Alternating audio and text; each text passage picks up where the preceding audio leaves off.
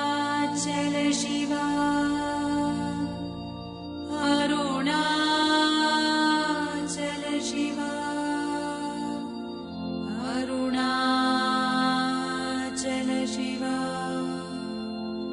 Arunachal.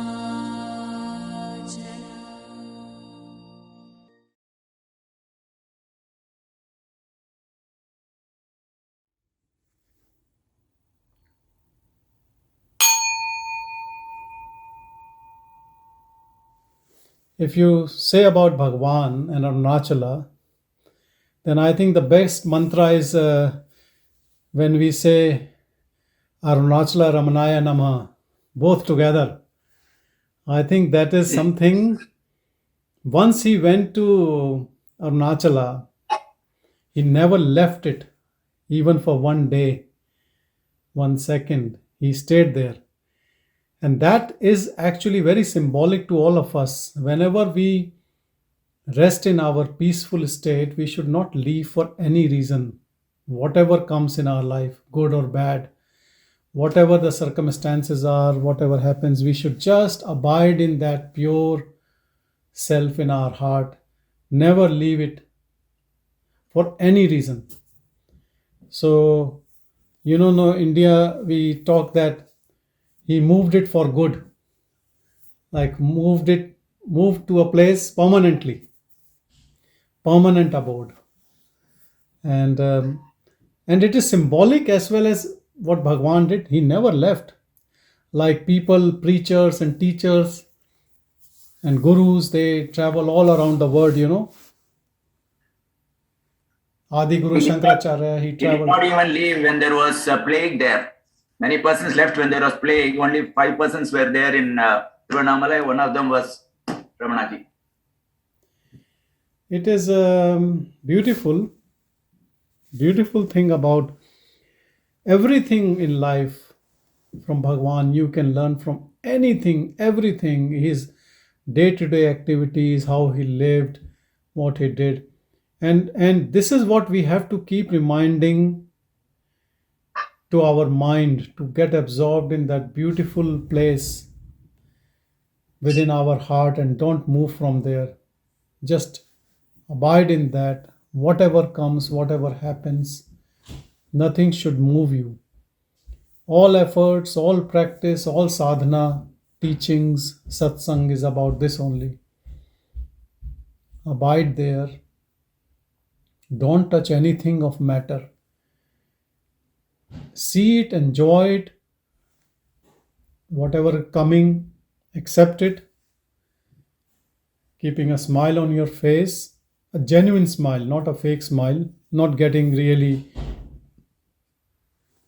suffering from things and then just giving a smile just for the name's sake, but really smiling from within. This smile may look seriousness on your face also, but that doesn't matter. You have to settle in your heart, whatever they say, by hook or crook, whatever. Just settle. Once settled, not to move, not to leave. Once you have taken the position, then you are not moving. Whatever comes, whatever happens. And this staying in your heart, staying as not any entity.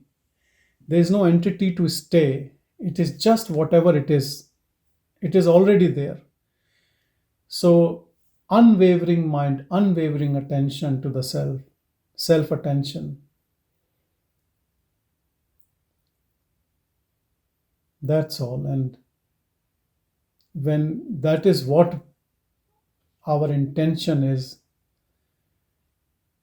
and our longing for it, it happens because it is truth, it is reality, it is the only reality. And you can keep talking intellectually that this word is an illusion. That doesn't help at all. Only thing which helps is to abide in heart, abide as self. And that's all. Life will unfold, things will come. One thing I want to tell you is nothing would change. It's not that you will become rich in staying in your heart, or you will become poor, or you will having more health issues or less. That whatever is going to happen will happen the way it has to unfold. But you will be in your blissful state. You will be in that silence. And not just blissful means always happy, joyful. You can feel sorrow, you can feel pain. If something is going bad around you, you will feel, you have a heart. But in spite of whatever change is happening around us, even feeling bad, even feeling sorrow, or whatever, you know that what you are. Like there is this identification, realization, recognition with that awareness, with that presence, so deep, so powerful, that you never get into this mode of a person who is doing, who is acting, who is planning, who is doing all those things which he was doing before in the same body mind. So the same body mind stays, but somehow the internal shift makes things work in a very different way. For external world, for people, things would look exactly same as you were before. Maybe there might be changes, maybe some people can pick up, but it is not nothing that anyone else has to tell you that look, you have changed and looks like you are in self-abidance. You know that there is something has changed forever. And even if you like it or don't like it, that's what the situation now is. That there is something which is just staying as witness. Whether he wants to be a doer or not doer doesn't matter. It is that it is. This is not like you come back into this state and then you go back as a doer and then shift. Yes, shift can happen, and that is the time when you practice to pay attention to the self. Until you are a seeker, this shift can keep happening. Better seeing, more deepening into self-abidance. But somehow, somewhere in this journey of practice, effort, seeking, it just becomes so natural and it clicks and it transcends. The whole thing transcends mind. And when it transcends, then that awareness knows that there's something has settled in it, in this unmoving space, in this stillness. This is something which you know. Others know or not doesn't matter. You know it. When this happens, no doubt is left. And the second important sign is you become fearless. And third is there is no unfinished task left. And when there is nothing unfinished, you are always contented and happy. There is no backlog. There is no to-do list. There can be to-do list for the body, but that's okay. There can be job commitments, that's okay, or the family responsibilities, that's all okay. But someone who is watching through the body mind, or you can say that the body mind is doing, so there might be a doer. Yes, okay, let's say there is a doer. But that doer is so contented. He's not under any pressure. In spite of whatever the life circumstances are, he does not have to prove a point to anyone, not to himself or herself also. And this is freedom. This is liberation. Nothing else, nothing big. It's not very glorified thing, nothing. And it's not anything which have come without efforts also. It is something so precious, but so simple, so humble. Something which very hard to describe, but then once you are in, very easy to live, because it is simplest of simple life.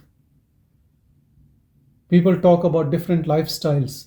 I think this is the best lifestyle.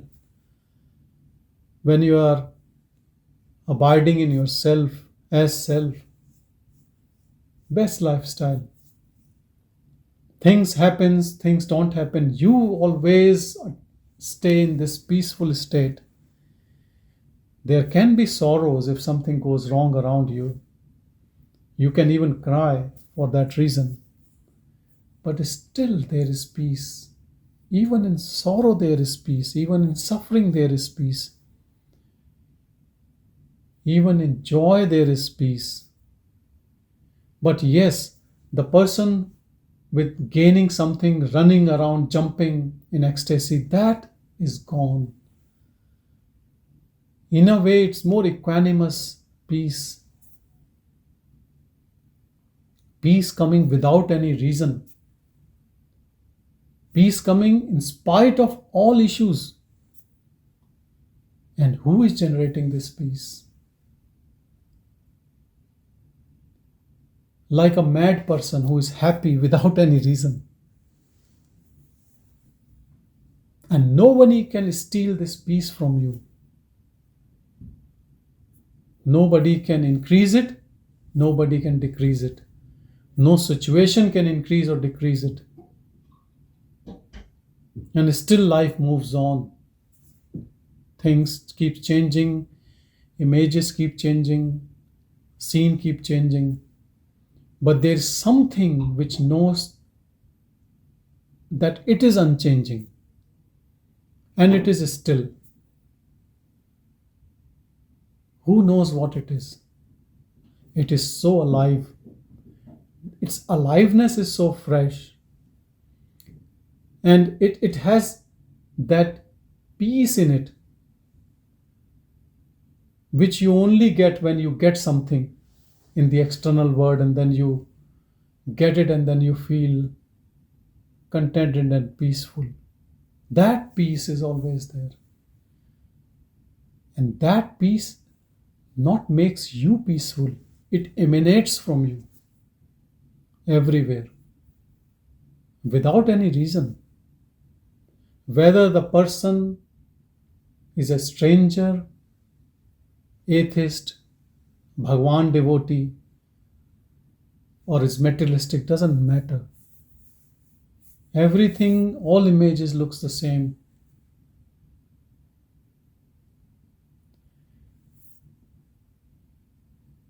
This self, what I'm talking about, is none other than your purest of pure form. You can call it form if you want to call it form. Or your identity, if it is an identity which is known to you. And it is within you. We all talk about getting rid of the mind and thoughts and keeping everything under control to see it. But that's also not true. When this yourself reveals to you in its glory, feeling pity on you, which we call it as grace, the mind becomes its slave. Because this is the energy, this is the power which calms everything. Then you don't have to do a practice to calm. Practice is until you touch it. And that practice is also from that grace only. The grace is calling you. It shows you the way. I know there are hundreds of people who talk about self-inquiry and books written and commentaries written on Bhagavan's self-inquiry, and looks like everyone understands what self-inquiry is, or they don't understand, and they discuss and then they have meetings, and then they talk about what is self-inquiry, what Bhagavan said, what Annamalai, what Sadhu Om thinks, what Murugnar thinks, what that person thinks. How everyone is interpreting it. And it is beautiful. But when this grace, this self wants you to reveal, there is no book teaching needed. And there is no path. And there is no inquiry. It is. And it comes. You can only wait for it to come with folded hands. You can call it self-inquiry, self-attention, whatever you call it, whatever practice you do. Even if you are uneducated, illiterate, you have no clue what self-inquiry means. But if you are humble, and that's the only thing you want to know, and you have no interest in whatever is going around you, it will reveal to you in its full glory. So all these techniques and, it might be okay till certain extent to understand. But even if you don't understand, doesn't matter. Just continue with your interest in it. Only interest in knowing yourself, nothing else. All the time paying attention to the pure self. So much so that you have dispassion, complete vairagya from whatever is happening around you. Not judging anything, good or bad or whatever, you have no clue. You keep moving because with total acceptance, you just, whatever comes, you do your duty, whatever work needed, without any complaints. But even when you're doing, your attention is on the heart. Things happen, things don't happen. It is all predestined. Sometimes you put efforts and things don't go right, that's okay.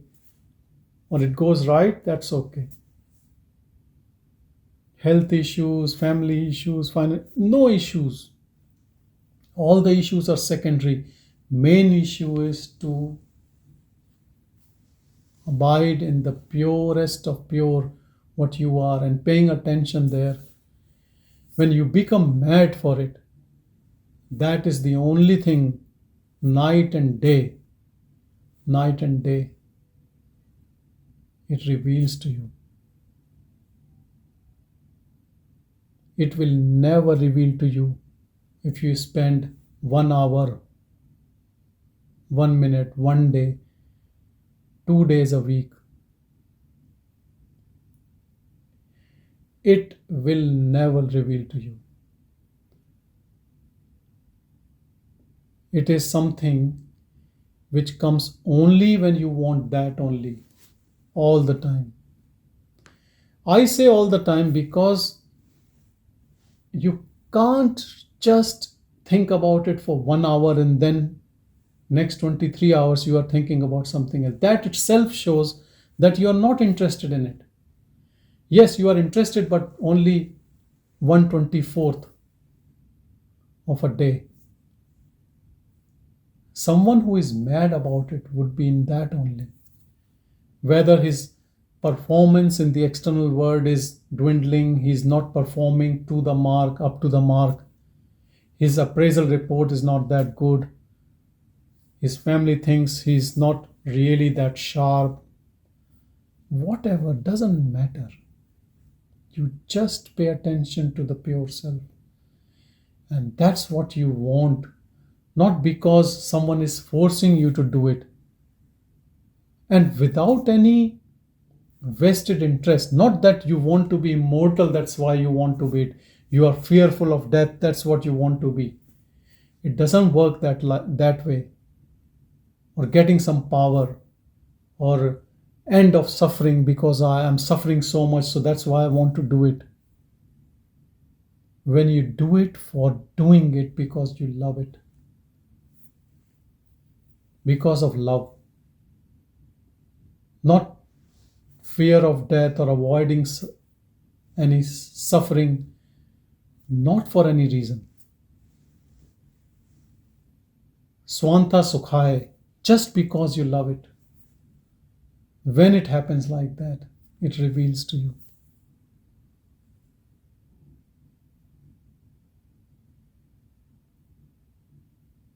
When you are mad for it, it reveals to you. And who is revealing to whom? The one to whom it reveals, that itself dissolves in this revelation. It disappears. It gets dissolved. So previously there were two, and then two becomes one.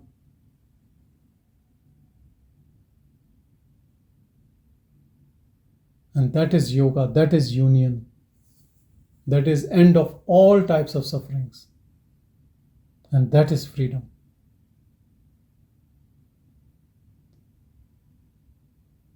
Freedom is not external. Freedom is freedom from this doership.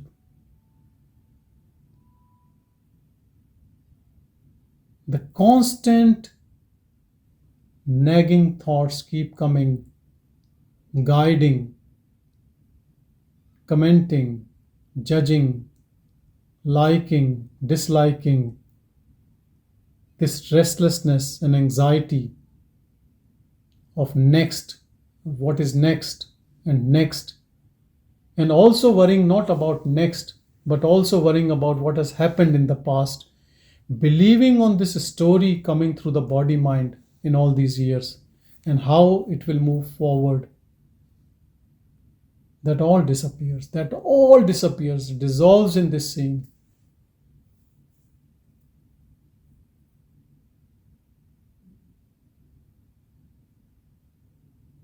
Believe me, when it goes away, it looks like a big bomb blast and everything is just finished.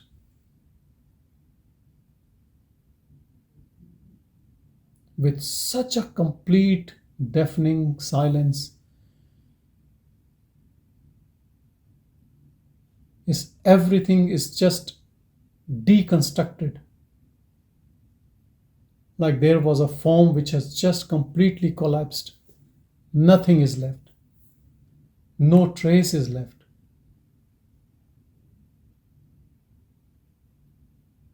And only you can understand this. Maybe a rare being around you would be able to understand fully. Fully nobody would understand unless he is also the same exactly like you in awareness. Otherwise, people will just speculate. That will be mere imagination of others.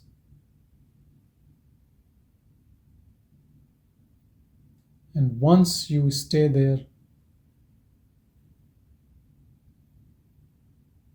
you're happy in your own company, that you don't need anything.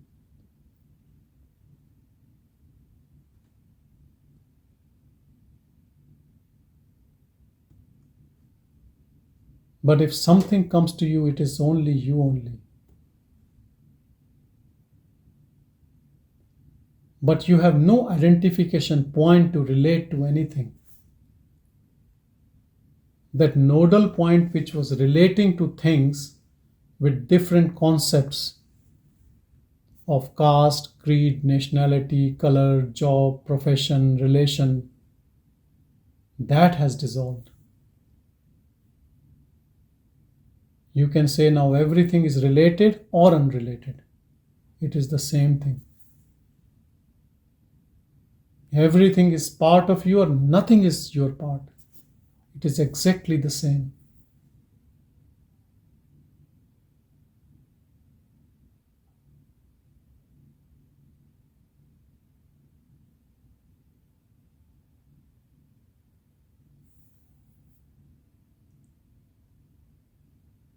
All practices, all concepts, everything is up to the level of seeker.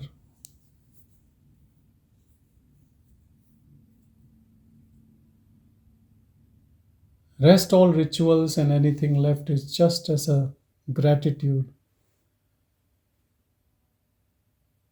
Thanking, but thanking whom? Thanking the same pure awareness which with its grace has brought you here in form of a guru or a teacher or a scripture or even a practice.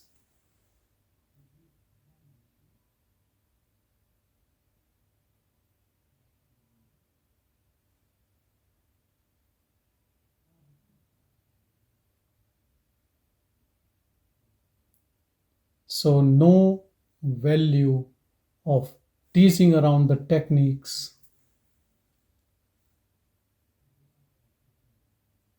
Just pure love.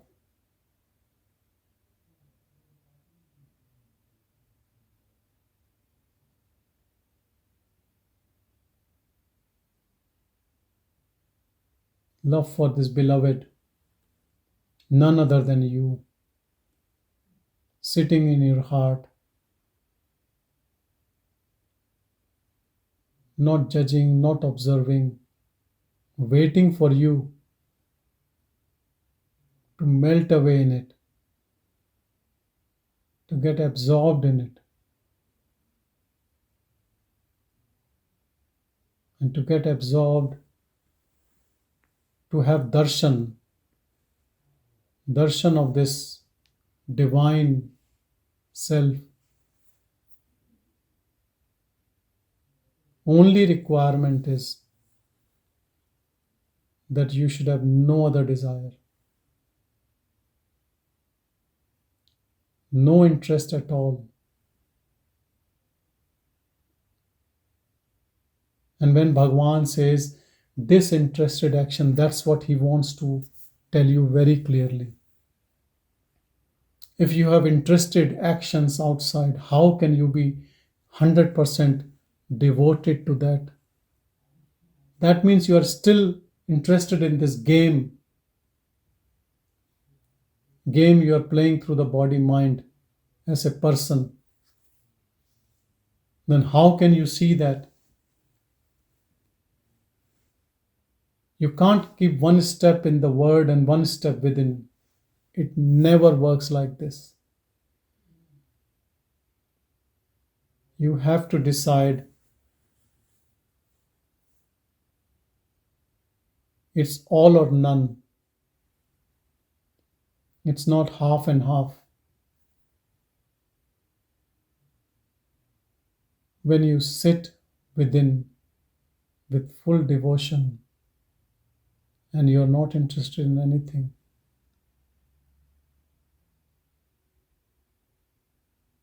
that Paramatma, that Ishvara has no other choice but to reveal you. Because you have spoiled the illusion. You have spoiled this whole game, Maya.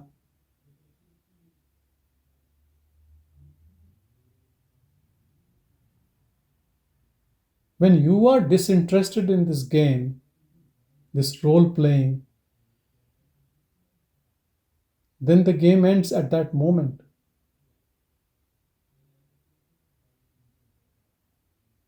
The game continues, but it ends for you.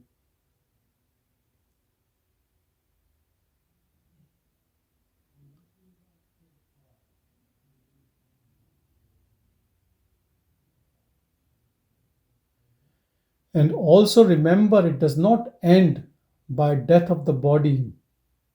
It continues because the mind survives death. But it does not survive pure seeing.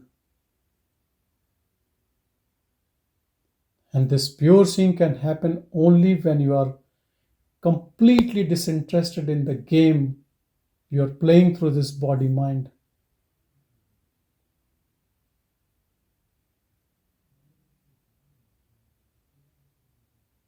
When you hand over this mask, this game, this play back to that divine. It has no choice but to accept.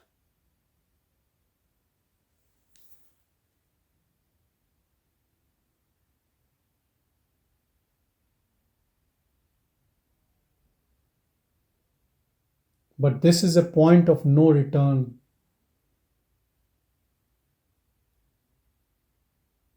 Once you have decided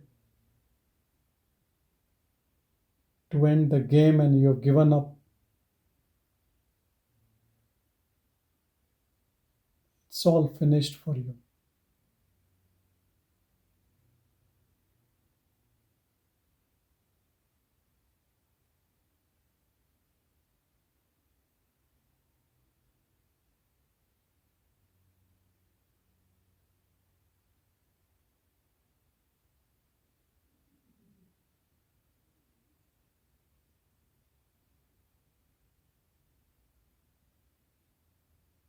And once it has finished for you, then what your life is left is only a play.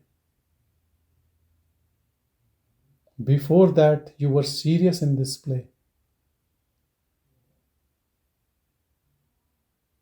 I'll tell you, it's only an awakened person, which the person who really thoroughly enjoys life, not the one who is involved and going through this roller coaster of joys and sorrows. When you are awakened, then you enjoy it because you know it's all play and has no value. It's just a play. But you can only know it's a play when you're detached, when you're outside the play, when you're not playing. Then you know it is just a play, a divine play, a perfect play. All the deficiencies we see in this play is because we are playing this game as a person, as an individual who is surrounded by his own concepts. And for him, some things are right, some things are wrong.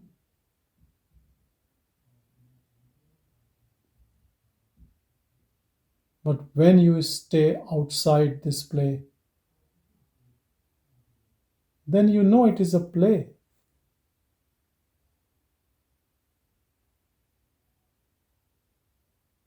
Nothing right or wrong. And you touch your own bliss when you stop playing this game.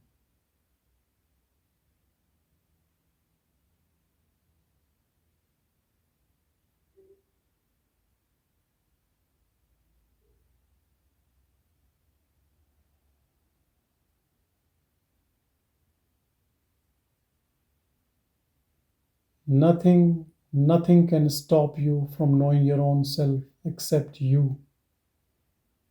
Your interest in other things, your lukewarm approach. You're just testing the waters. You're not that much interested to know it.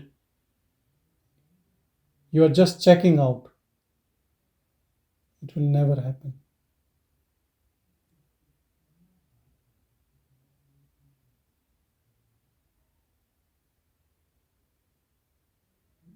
Checking out different places, different methods, different teachers, different techniques. Eclecticism doesn't help in this.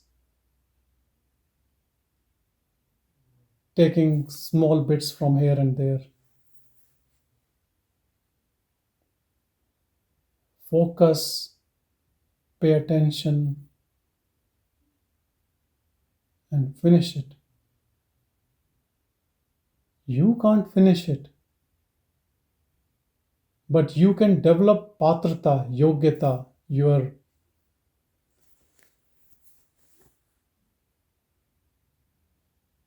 eligibility for it.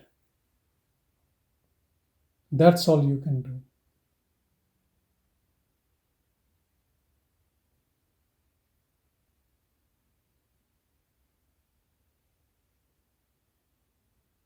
And who is the judge? Who judges that you are eligible to know the self?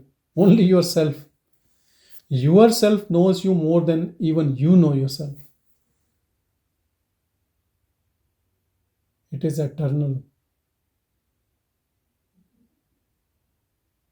It is timeless. Mind came after it. Mind did its projection only. You have lived in mind for a while.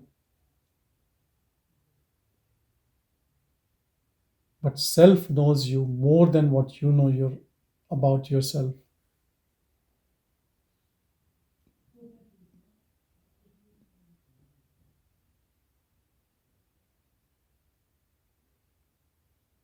And as soon as you touch that barometer,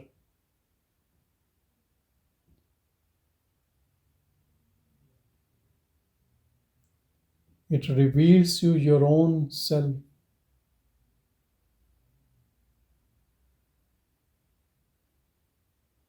Even external help, even interest in it, everything is coming from the same grace within you.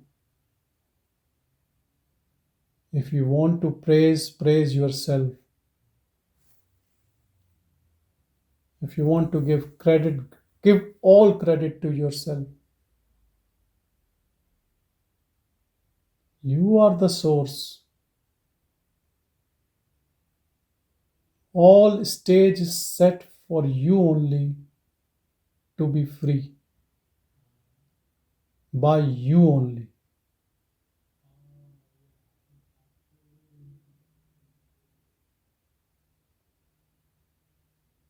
All external help and support is coming from your own grace, from yourself only.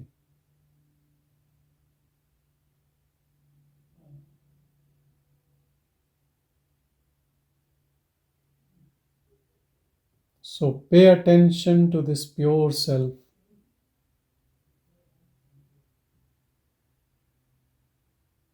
Remember, this self is absolute. This is Brahman. This is Shiva, God, awareness, whatever. It has no name, no form.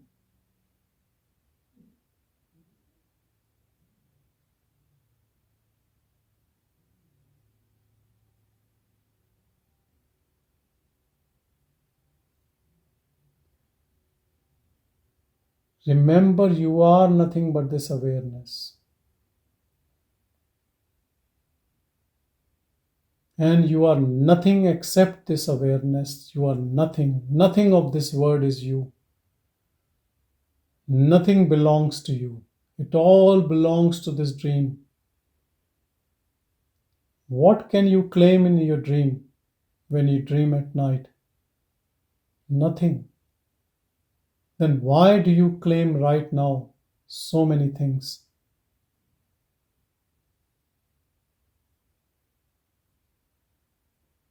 You are pure awareness.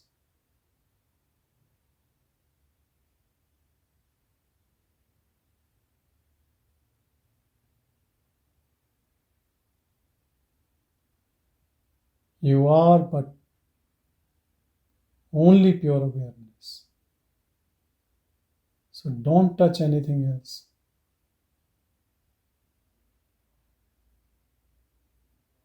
Keep looking within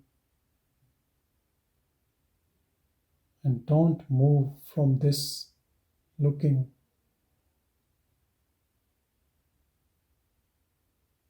With all the energy, with all the strength you have, with all the purest intention you have,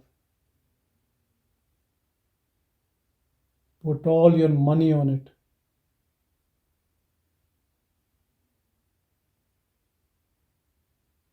With full force, stay on the door of the self and wait patiently.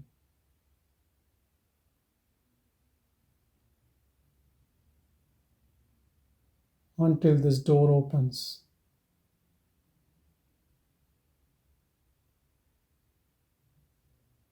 Until awareness have no other choice but to reveal you the truth.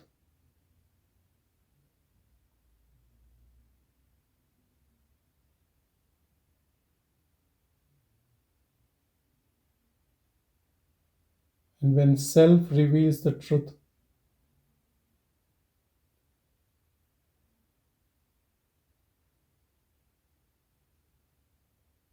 you realize all your life you were living a life of an image in a mirror, like a mirage. Truth was so close, but it's still so far.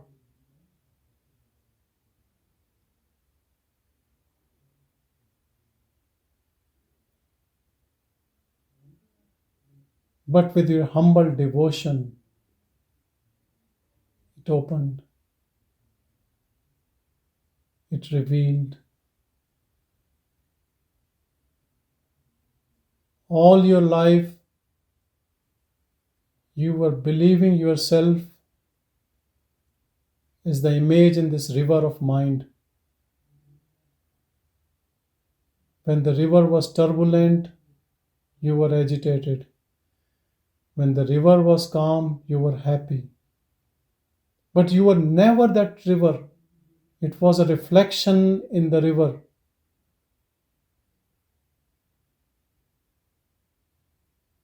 You were leading a false, fake life.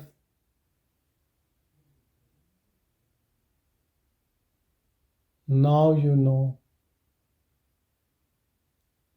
You are this eternal, timeless self,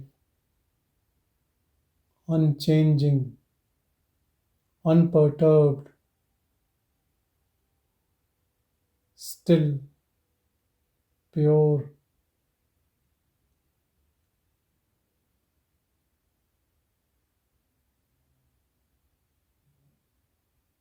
There is no movement in you. All the movements were in that river where self was reflected, and you were getting frustrated, annoyed, unhappy.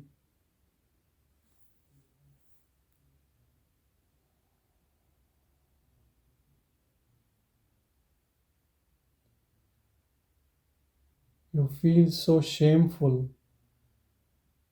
that most of your life you have lived a fake life.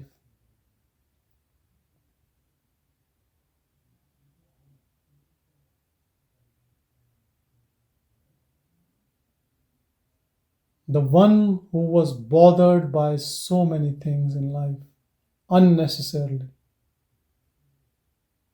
all useless thoughts, getting irritated by the people in this dream who were our own dream, our own projection.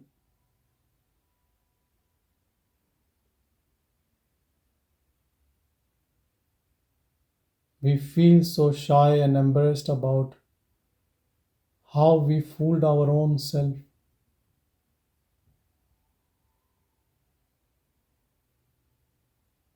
We are the source projecting this movie through mind, and the images in this movie are causing suffering to us.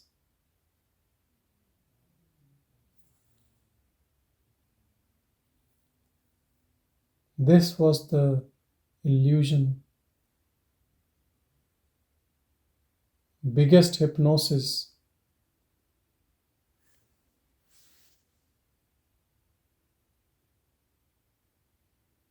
The whole world is in this sleep, sleeping together. And when everyone is in this sleep, then we don't know that it is a sleep. We think this is the way of life.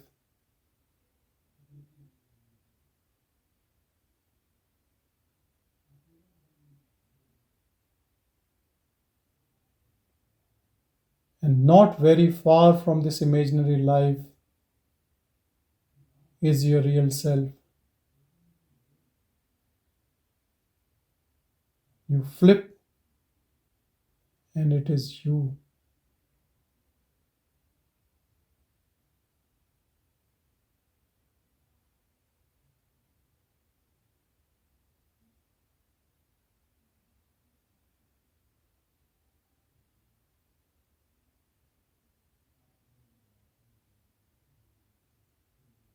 You don't have to do anything except love yourself. Love your pure self, nameless, formless.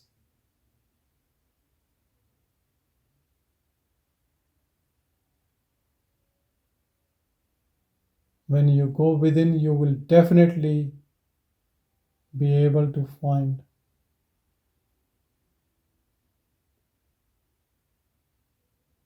It is not hidden, it is open, it is everywhere.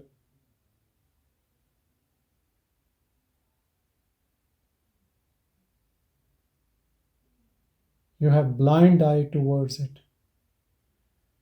You have put sunglasses of different colors of Maya, and you can't identify it because it has no color, no form. All the forms are on it.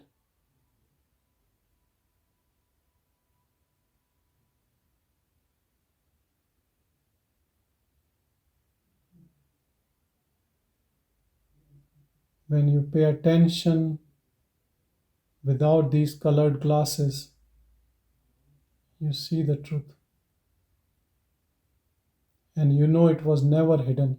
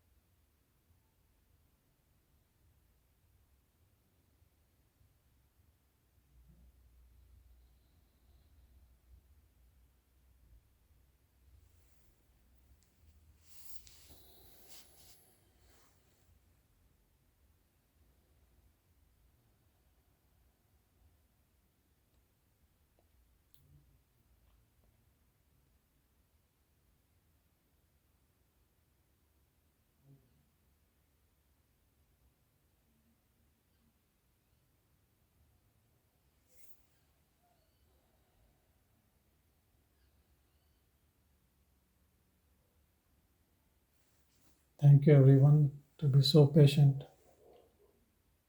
And this patience in you will keep you here.